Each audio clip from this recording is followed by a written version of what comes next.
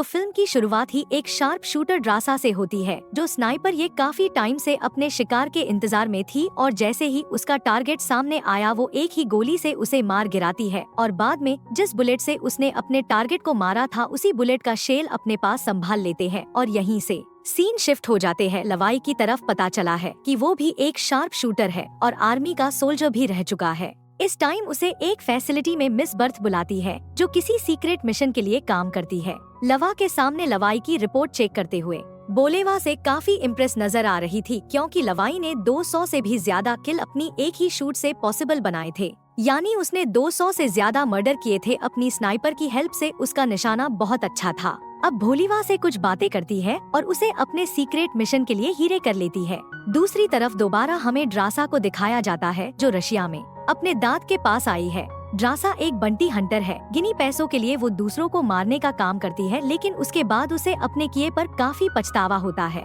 वो हर साल उन बुलेट्स के शेल अपने दांत को ला के देती थी जिनसे उसने अपने टारगेट को मारा था ताकि उसका दुहक थोड़ा हल्का हो जाए। पर अब उसके दाद इन सब चीजों से थक गए थे। वो अपनी लाइफ से थक गए थे जिसमें कोई भी नहीं था। वो अपनी बेटी डरासा से कहते हैं, मैंने फैसला कर लिया है, अगर अगले साल 14 फेब तक मेरी मौत न आई तो मैं खुद ही 14 फेब को अपनी जान ले लूंगा। चाहे उस दिन तुम मेरे पास हो न हो, तुम जहाँ पे भी हो एक मुझे गुड बाय कह देना। ये सुनकर ड्रासा भी उदास हो जाती है और वापस चली जाती है। जबकि यहाँ दिखाया जाता है कि लवाई को हेलीकॉप्टर के जरिए ले आया गया था रशिया और यूएस के बॉर्डर पे, जहाँ उसे 1 साल के लिए रहना था। बाहर की दुनिया ऐसी कांटेक्ट खत्म करके हेलीकॉप्टर से नीचे उतर के वो अपनी डेस्टिनेशन तक पहुंचने के लिए 3 दिन का सफर तय करता है और रास्ते में ही उसे अपना सीनियर भी दर्शाता है जिसकी ड्यूटी अब खत्म हो चुकी थी और उसे साल के बाद वापस अपने घर जाने का मौका मिल रहा था। सीनियर इवा ऐसी मिलकर बहुत ज्यादा खुश था। वो बताता है कि तुम 1 साल में मिलने वाले पहले इंसान हो जिससे मैं बात कर पा रहा हूँ। खैर अब वो लवाई को यहाँ के रूल्स बताने लगता है। वो बताता है, तुम्हें इस टॉवर के ऊपर ड्यूटी देनी है कि इस टॉवर हमारा है जो एस को रिप्रेजेंट करता है और इस नदी के आरोप वो सामने वेस्ट ओवर वो रशिया का है। ये समझ लो कि ये एस और रशिया के बॉर्डर है। तुम्हें यहाँ रहकर 1 साल तक ड्यूटी देनी है बिना किसी से बातचीत की है। तुम्हारी मेन ड्यूटी यहाँ रहेगी। हर थोड़े टाइम के बाद मशीन गन्स में तुमने बुलेट डालनी है। अगर कोई ट्रैकिंग डिवाइस खराब हो जाए तो तुम्हें उसे ठीक करना है और अगर नीचे ऐसी किसी तरह की सायरन की आवाज आई तो तुम यहाँ ऐसी बहुत तेज भाग जाना, इतना तेज कि 4 किलोमीटर का रास्ता एक सांस में ही पार कर देना। हैरान होकर लिवाई पूछता है, आखिर ये सब क्यों कह रहे हो? तो वो सीनियर बताता है, मुझे मेरे सीनियर ने ये इंस्ट्रक्शन दी थी, उसको उसके सीनियर ने ये इंस्ट्रक्शन दी थी और यही इंस्ट्रक्शन मैं तुम्हें दे रहा हूँ। इससे ज्यादा हमें भी कुछ नहीं पता। अब भाई उससे एक और सवाल कहता है कि आखिर यहाँ पर इतनी हाई सिक्योरिटी क्यों रखी जाती है? यह सुनकर वो सीनियर उठता है और एक बॉम्ब उठाकर नीचे फेंक देता है। बॉम्ब के नीचे फटते ही बहुत ही अजीबोगरीब आवाजें सुनाई देती है, जैसे वो कोई खतरनाक क्रिएचर्स हो। सीनियर बताता है, ईस्ट और वेस्ट टॉवर के दरमियान में ये जो जगह है इसका नाम है थे गज। यहाँ पर कोई भी नहीं जाता और मानो जैसे इसके अंदर कोई खतरनाक क्रिएचर्स रहती हो जिनको ऊपरी दुनिया तक आने ऐसी रोकना ही हमारा काम है। अगर ये क्रिएचर्स ऊपर आए तो तुम्हें इन्हें मशीन गन ऐसी मार देना है। ईस्ट और वेस्ट ओवर का बस यही काम है। सारी बातें बताने के बाद ये सीनियर यहाँ से चला जाता है। दिखा गया कि उसे लेने के लिए एक हेलीकॉप्टर आया था जिसने सीनियर ऐसी उसकी कुछ इन्फॉर्मेशन ली, यहाँ पर काम करने के बारे में पूछा और फिर उसे लेकर यहाँ से चला गया, लेकिन ज्यादा दूर नहीं। थोड़ी ही आगे लवाई की नजरों ऐसी दूर जाने पर उन्होंने इस सीनियर की रस्सी काट दी और वो डिश में जाकर गिर गया, जिसका साफ मतलब था कि यहाँ पर जो भी कोई ड्यूटी करता था वो वापस अपने घर नहीं जाता था और इस चीज के बारे में लोगों को बताया भी नहीं जाता था। अब लिवा भी यहाँ ऐसी बचकर नहीं जा पाएगा और उस मासूम को इस बारे में कुछ पता भी नहीं है। खैर सीन कट होता है और हमें लेवाई की नेक्स्ट डे लाइफ को दिखाया जाता है। उसने अपना काम शुरू कर दिया था। मशीन गन में खत्म हुई बुलेट्स रिलोड की, यहाँ के कुछ सिस्टम चेक किए और उसके बाद ट्रैकिंग डिवाइस को ठीक किया। इसके बाद वो अपने हेडक्वार्टर को सारी डिटेल्स देता है और यहाँ की बाकी चीजें सर्च करने लग जाता है। दिन यही गुजरते रहे। एक दिन उसे वेस्ट ओवर ऐसी मशीन चलने की आवाज आई। उसने सोचा चलो चेक तो करूँ। दूरबीन से जब उसने आगे को देखा तो वहाँ एक लड़की थी जिसके बारे में हम जानते हैं कि वो डरासा है। उसे भी लवा की तरह वेस्ट ओवर पर जॉब दे दी गई है। क्या उसने सरहद की रखवाली करनी है और नीचे गढ़ से आने वाले मॉन्स्टर को मारना है। ये दोनों एक दूसरे से काफी दूर थे लेकिन फिर भी एक दूसरे से कांटेक्ट कर सकते थे। लेकिन महीनों इन्होंने यही सोचते हुए गुस्सा दिए कि क्या इन दोनों को एक दूसरे से कांटेक्ट करना भी चाहिए या नहीं। एक दिन दिखाया जाता है कि डसा अपनी बर्थडे सेलिब्रेट करने के लिए बैठी हुई थी। ड्रोसा को कुछ एक्साइटिंग मिल नहीं रहा था तो उसने गोली चलाकर लवाई को ही अपनी तरफ अट्रैक्ट किया। एक बोर्ड पे लिखकर उसका नाम पूछा तो लवाई ने उसे बताया कि नाम बताना यहाँ एलो नहीं प्रसा को थोड़ा अजीब लगता है, और वो बोर्ड पे लिखकर लवाई ऐसी कहती है, आज मेरा बर्थडे है और मैं जो चाहूँ वो करूँगी। मैं अभी डांस करने लगी हूँ, तुम बस मुझे देखो और बताओ तुम्हारा फेवरेट मूव क्या है। लवाई बेचारे को तो डांस नहीं आता था। उसने ये बात बता दी तो ट्रोसा ने पूछा फिर आता क्या है। लेवा ने बताया मुझे बस शूटिंग आती है। ट्रासा ने वही टेस्ट करने का डिसाइड किया और अपने रूम में जाकर एक बॉटल रख दी, जिसे लवाई ने भी एक ही शूट में फोड़ दिया और बताया कि वो सच में एक बहुत अच्छा स्नाइपर था। ड्रासा को भी शौक चढ़ता है अपनी स्किल्स दिखाने का। वो भी लवाई के रूम में रखी हुई एक बोतल तोड़ देती है और फिर लवाई का रिएक्शन देखने के लिए जैसे ही वो लवाई के टॉवर भी दिखती है तो एकदम से उसके होश हो जाते हैं, क्योंकि वहाँ पर अजीब सी क्रिएचर ऊपर चढ़ रही थी। लवा के टॉवर पर उसने एक सेकंड नहीं दिखाया और धड़ाधड़ झूठ कहते हुए उन क्रिएचर्स को मारना शुरू कर दिया। लवाई को भी समझ नहीं आई कि ड्रासा क्या कर रही है। उसने जब नीचे से क्रिएचर्स को ऊपर आते देखा तो फौरन उसने भी अपनी पोजीशन ले ली और धड़ाधड़ गोलियां चलाते हुए ऊपर आने वाली सभी क्रिएचर्स को मार डाला, जिसमें उसका ड्रासा ने भी काफी साथ दिया था। ड्रासा जो लवा के टॉवर पे ध्यान दिए हुए थी, उसने अपने टॉवर पर तो देखा नहीं, उसके भी टॉवर पे बिल्कुल उसके करीब एक मॉन्स्टर आ गया। इससे पहले कि वो ड्रासा के ऊपर हमला कर देता, पीछे से ठीक वक्त पर लवाई उसे शूट करके मार डालता है। मिशन खत्म करते करते सुबह हो जाती है और ड्रासा लेवाई को बताती है कि ये मेरा जिंदगी का बेस्ट बर्थडे था। लेवाई हंसता है और ये दोनों अपने काम पे लग जाते हैं। अब जितनी मशीन गन्स की गोलियां इन्होंने इस्तेमाल कर ली थी, ये लोग उसे दोबारा फिल करने लग जाते हैं। दिन गुजरते रहते हैं और दिखाया जाता है काफी वक्त गुजर गया है। इस दौरान ड्रासा और लवाई के दरमियान की दोस्ती काफी बढ़ चुकी थी। ये लोग दूर तो थे लेकिन काफी टाइम एक दूसरे के साथ घुसते थे। दूरबीन के जरिए एक दूसरे के साथ चेस खेलते थे, ड्रम्स बजाकर एक दूसरे को एंटरटेन करते थे और एक दूसरे से बातें भी करते थे। देखते ही देखते 14 फरवरी का दिन भी आ जाता है, जब ड्रासा के दाद ने खुदकुशी करने का डिसाइड किया था। ये दिन ड्रासा के लिए बहुत मुश्किल था और उसने मैसेज लेकर लवाई को बताया भी कि ये दिन मेरे लिए बहुत मुश्किल है। आई विश इस दिन मेरे पास होता। फिर गया था। लवाई अपनी तैयारी शुरू कर देता है। अपने पास मौजूद चीजों से एक गैजेट बनाता है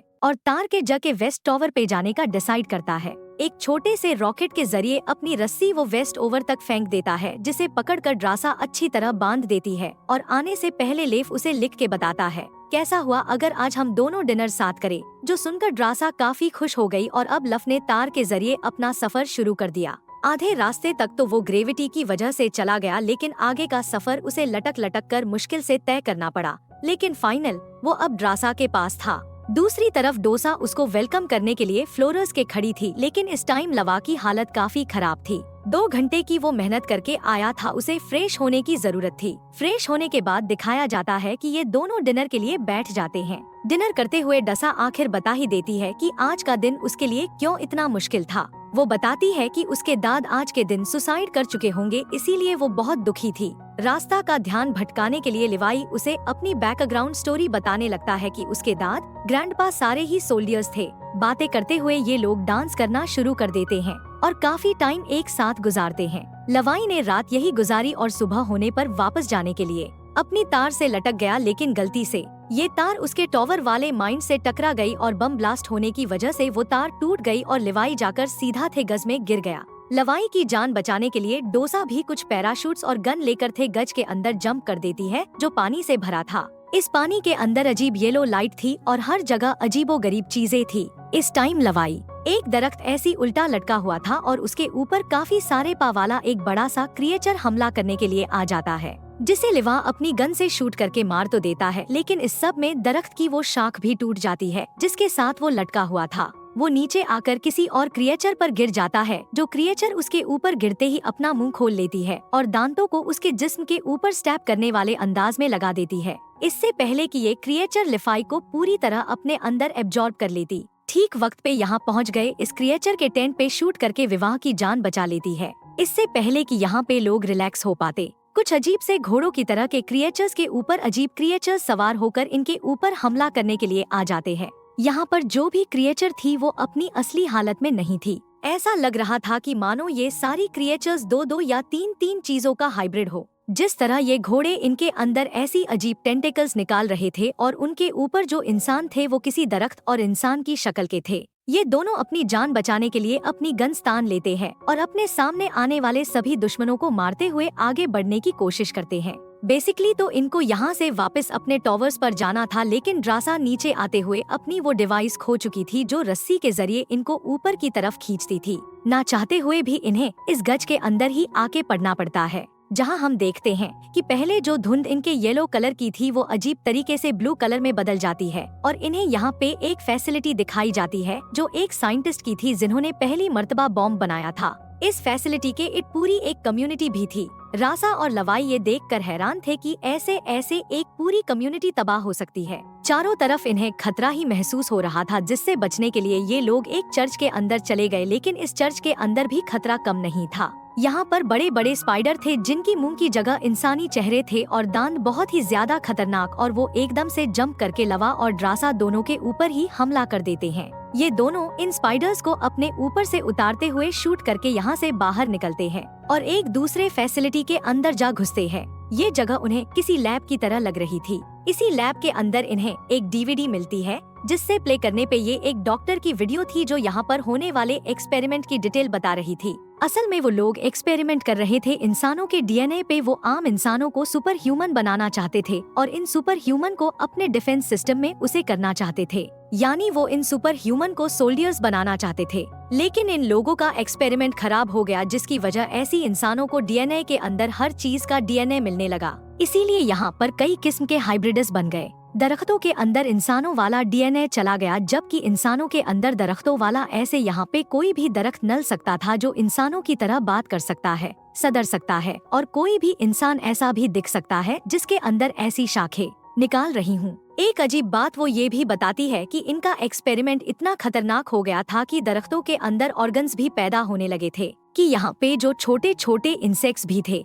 कीड़े भी थे, उनमें भी इंसानों और दरख्तों का डीएनए मिक्स हो चुका था। जैसे अभी हमने एक स्पाइडर देखा, उसके मुंह पे इंसानी चेहरा था। इसे डीवीडी को देखते देखते लवा यहाँ पे और भी छानबीन करता है और उन्हें यहाँ थोड़ा सा एडवांस कंप्यूटर मिल जाता है। इस कंप्यूटर को चलाने आरोप दिवाई के सामने और भी ज्यादा राज खुल जाते हैं। एक सीक्रेट कंपनी के बारे में उसे पता चलता है जो इंसानों को सुपर ह्यूमन बनाने के साथ साथ और भी बहुत से खतरनाक एक्सपेरिमेंट्स कर रही थी। इन लोगों ने एक ऐसा मिसाइल भी बनाया था जिसे अगर कहीं पे टारगेट किया जाए तो वो अपने फटने के साथ अपने इर्द गिर्द रेडियस के 4 किलोमीटर एरिया को तबाह कर सकते हैं। ये पढ़कर वो समझ गया था कि आखिर उसके सीनियर्स क्यों किसी सायरन के बजने आरोप उसे 4 किलोमीटर दूर तक भागने को कह रहे थे। वो इसी मिसाइल के फटने की बात कहते होंगे। हो न हो लव को समझ आ गया था कि ये मिस भारो की फैसिलिटी है और वही अपने इन खतरनाक एक्सपेरिमेंट्स को दुनिया ऐसी बचाने के लिए डोसा और लव जैसे सोल्डियर्स को हमेशा ईस्ट और वेस्ट ओवर आरोप ही करके रखती थी, जो गढ़ से आने वाले हर मस्टर हर क्रिचर को मार कर दुनिया को उनकी सच्चाई से दूर रखे।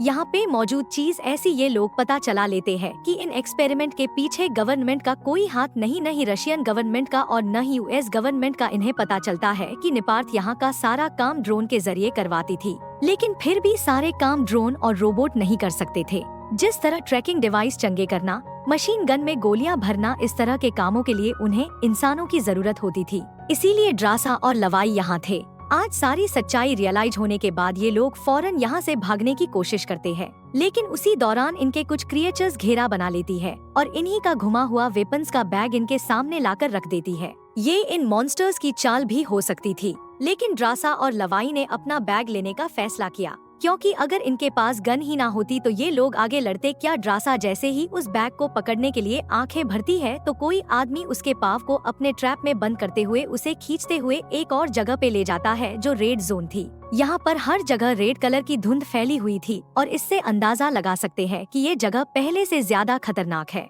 ड्रासा की मदद करने के लिए बढ़ा तो था, लेकिन उसे समझ नहीं आ रही थी कि ड्रासा मिलेगी कहाँ पर। यहाँ हम देखते हैं कि ड्रासा को इस दरख्त जैसी दिखने वाली क्रिएचर ने उल्टा लटका दिया था। ये एक साइंटिस्ट था जो पहले यही इसी फैसिलिटी में काम करता था और इसका नाम था भी शशौ। ड्रासा को जख्मी करके उसका डीएनए चेक करता है और उसे पता चलता है कि ये लोग अभी नए नए ही इधर गिरे हैं, क्योंकि 5 दिन तक यहाँ रहने वाला इंसान ऐसे ही अजीबोगरीब हाइब्रिड क्रिएचर में बदल रहा करता था। अब ड्रासा तो इस क्रिएचर को अपने लिए खतरा समझ रही थी, इसलिए उसने अपने आप को छुड़वा के यहाँ इस क्रिएचर के साथ लड़ाई शुरू करी थी। लड़ते हुए ड्रासा के हाथ यहाँ एक नौकरी चीज पे लग जाती है, जिससे बार बार वो इस इंसान नुमा दरख्त के ऊपर हमला तो कहती है, लेकिन इन्हें मारना तो जैसे ही इम्पॉसिबल था। वो बताता है कि मैं इंसानों की तरह ऑक्सीजन से भी सांस ले सकता हूँ और एक दरख्त की तरह कार्बन डाइऑक्साइड भी ले सकता हूँ। इससे पहले कि वो द्रासा के ऊपर हमला करके उसे खत्म कर देता, पीछे ऐसी लेवाई एंट्री करता है, दूर से ही उसके ऊपर शूट करता है और उसके बाद आग लाकर उसकी सारी जड़ों को आग लगा देता है।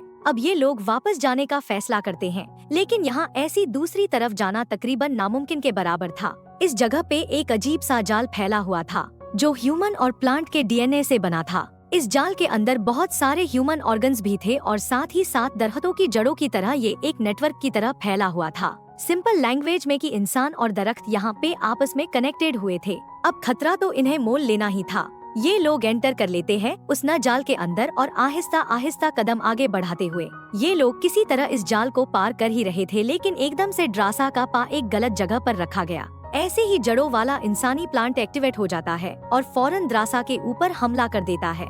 इससे पहले के प्लांट उस पे कुछ करते लिवाही द्रासा को खींच के निकाल के बाहर ले जाता है और इस प्लांट को अपनी फायर गन ऐसी जला देता है। यही रेड जोन में इन्हें फाइनल एक गाड़ी भी मिल जाती है जो इनके लिए तो एक तोहफा ही थी। ये लोग उसमें बैठकर गाड़ी चलाते हुए ब्लू जोन में आ जाते हैं। इस कार के जरिए इन्होंने बहुत ही जल्द ब्लू जोन को भी पार करके ये लोग येलो जोन में आ गए थे, जहां वो दरख्त की तरह दिखने वाले इंसान दोबारा इनके ऊपर हमला कर देते हैं। इससे लवाई निपटता है, जबकि ड्रासा को वो रस्सी मिल जाती है जिसकी मदद ऐसी ये लोग ऊपर जा सकते थे, लेकिन इसके नीचे वाला गैजेट इसीलिए डसा इस रस्सी के साथ जीप को बांध देती है ताकि जीप की मदद ऐसी ये लोग ऊपर जा पाए। अब जैसे जैसे ये लोग ऊपर चढ़ रहे थे, गज के क्रिएचर लगातार इनके पीछे पड़े हुए थे। वो इनको मारने की कोशिश कर रहे थे। ड्रासा और लवाई दोनों इनसे लड़ते हैं, हारते नहीं। ऊपर चढ़ते चढ़ते भी कार में बैठे हुए ये लोग लगातार उनके ऊपर शूटिंग करते थे। मारते मारते जब ये लोग थक जाते हैं और अपनी मंजिल के बहुत करीब होते हैं, तो लवाई यहाँ पे एक बहुत ही शातिर मुहूर्त चलता है।